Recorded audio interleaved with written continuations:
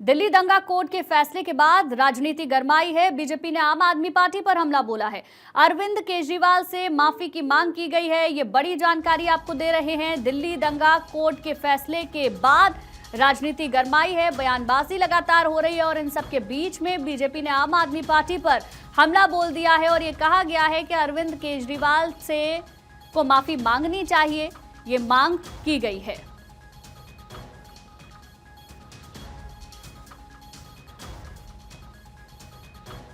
तो देखिए, बड़ी खबर आपको बता रहे हैं, जहां दिल्ली दंगा कोर्ट के फैसले के बाद राजनीति गर्मा गई है। अंकित शर्मा की मौत का ये पूरा मामला है जिसको लेकर अब सियासत भड़क गई है और इन सब के बीच में बीजेपी सीधे तौर पर यह मांग कर रही है कि इस सब पूरे मामले को लेकर अरविंद केजरीवाल को माफी मांगनी चाहिए।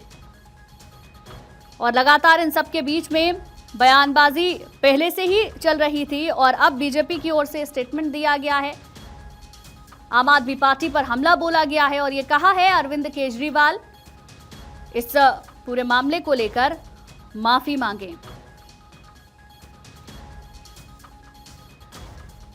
तो ये बड़ी जानकारी आपको दे रहे हैं। दिल्ली दंगा कोर्ट के फैसले के बाद राजनीति गर्मा गई है। बीजेपी ने आम आदमी पार्टी पर हमला बोला है और अरविंद केजरीवाल से माफी की मांग की गई है। पूरा मामला है अंकित शर्मा की मौत से जुड़ा हुआ। अक्षय राय हमारे संवाददाता ज्यादा जानकारी के साथ फोन लाइन पे जुड़ गए हैं। अक्षय, क्या कहना है बीजेपी का अरविंद केजरीवाल को लेकर, पूरी जानकारी दें।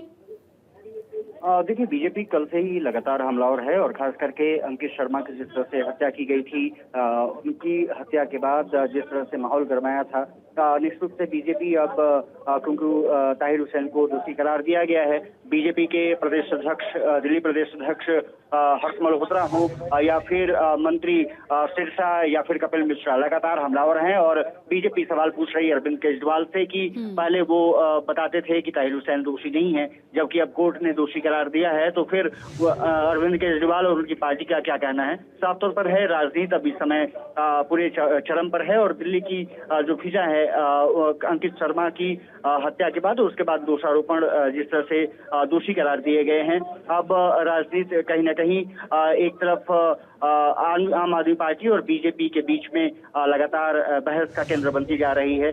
सबसे बड़ी बात ये रही है कि ताहिर हुसैन उसमें दिल्ली दंगों में भी आरोपी थे और जिस तरह से दंगे हुए थे उसको लेकर के भी बीजेपी लगातार सवालिया निशान खड़ा कर रही है।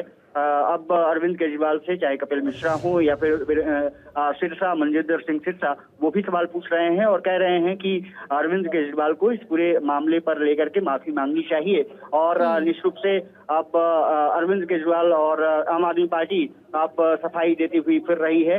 ताहिर हुसैन कहीं ना कहीं अब जी, शुक्रिया आपका हमारे साथ जुड़ने के लिए। दरअसल जो पूरा मामला है वो 2020 के दौरान का है, जहां सांप्रदायिक दंगे हुए और उसके बाद 25 फरवरी को अंकित शर्मा लापता हो गए। अगले दिन उनका शव मिलता है। पोस्टमार्टम में उनके शरीर पर कई गंभीर चोटें आती हैं और इस पूरे मामले को लेकर पूर्व आम आदमी पार्टी के पार्षद ताहिर हुसैन समेत कई लोगों पर हत्या, अपहरण, दंगा और आपराधिक साजिश जैसे धाराओं में केस दर्ज किया गया है। अब इस पूरे मामले को लेकर गौरव भाटिया ने क्या कुछ कहा है, आइए आपको सुनवाते हैं। कल एक ऐतिहासिक फैसला दिल्ली दंगों को लेकर न्यायपालिका ने दिया है और ये फैसला ऐतिहासिक भी है और सुनिश्चित भी करता है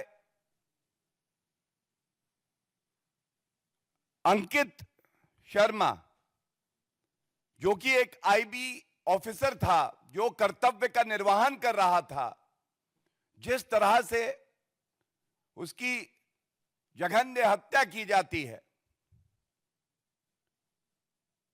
5 लोगों को इसमें दोषी ठहराया गया है और सबसे पहले बहुत जिम्मेदारी और प्रमुखता से एक बात मैं उठाना चाहूंगा।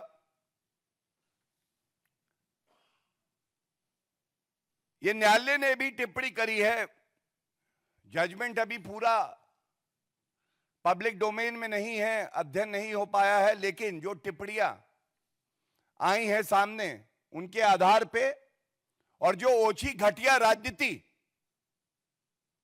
पापी आपके कन्वीनर अरविंद केजरीवाल गिद्ध संस्कृति का प्रतीक कांग्रेस पार्टी सोनिया गांधी और राहुल गांधी ने करी है, वो आपके समक्ष न्यायालय की टिप्पणियों के बाद जरूर रखूंगा। इसमें जो प्रमुख अभियुक्त था ताहिर हुसैन, ये ताहिर हुसैन की तस्वीर, जब ये जघन्य अपराध हुआ तब वो आम आदमी पार्टी का पार्षद था निर्वाचित।